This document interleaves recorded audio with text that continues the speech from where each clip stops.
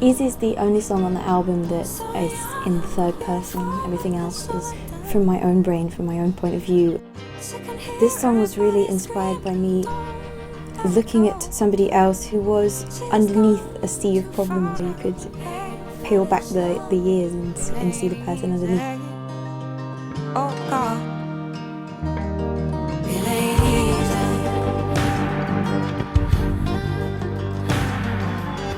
See the girl that hangs her head, recognizable and mostly dead. The vocals have stayed the same as when we did the demos.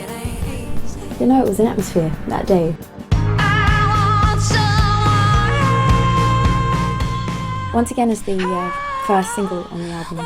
It's a very specific song. It's actually about a time and place. The moment when I'd had enough in a long relationship I'd been in, and I looked at the person and I thought, I don't want to be here anymore. I'm getting in a taxi and I'm going home.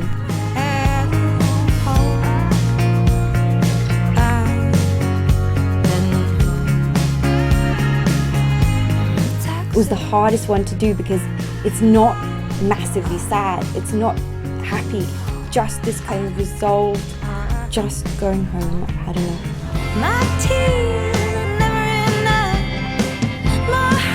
Blood is my favourite song to perform live. For me it's very feminine. It's bitter and twisted in a way, but it's playful and it's a bit slinky and sexy. It has this kind of echo of freedom as well. By the end it's almost sort of taunting the other person in a kind of, you know, I've given you all of this and you didn't notice, and you should have noticed because it's your loss.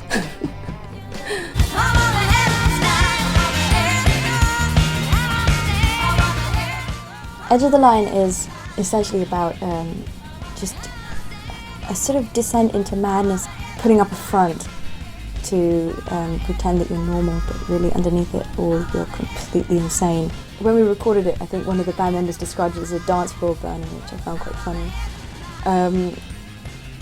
It is in a way, but it's just about sort of letting go and allowing yourself to cross that line.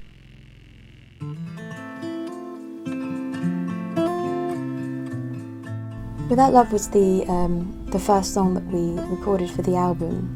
It was the oldest song actually that I'd brought to record. I'd written it when I was about 15 about a boy that I'd fallen for, and I knew that he was no good. I knew he was not good for me, so the song is just me giving myself some good advice, which of course I didn't follow, which nobody follows.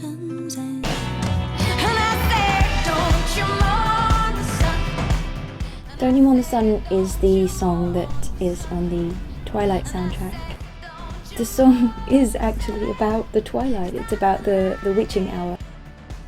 You get that wonderful half light and it's really magical. I wrote it when I was in Suffolk at my auntie's house. I was looking out over the fields and everything had gone totally blue and it was beautiful.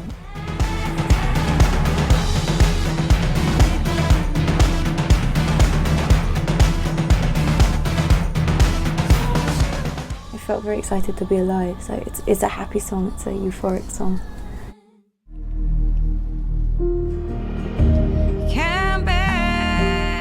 The Fire is actually a waltz, it's in 3/4. It's one of the simpler songs on the album. It sounds a lot like my garage band demo that I did in my bedroom. The song itself was about just feeling like this firecracker of a person and full of passion and energy, and not feeling like I had anybody to match that. I didn't want to turn myself down. I wanted to find somebody that could handle that.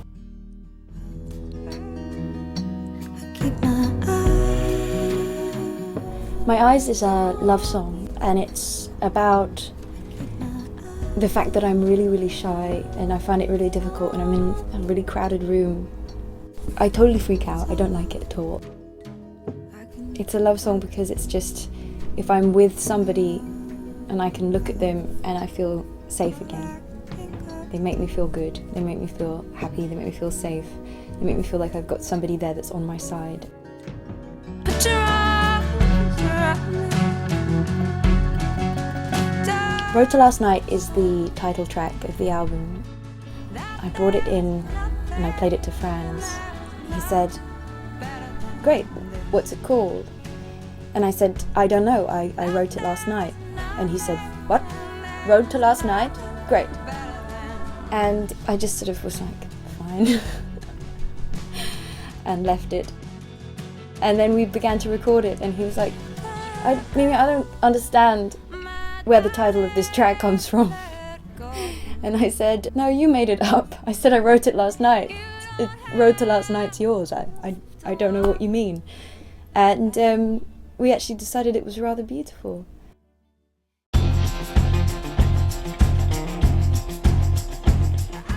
Lonely One has a sad title, but it's actually a totally happy song. It's about feeling like you're meant to be a lonely person and that it's not a bad thing. When we came to record it, Franz had been given a dobro guitar and he discovered that you could shout into it and the guitar can hear you, it can record it.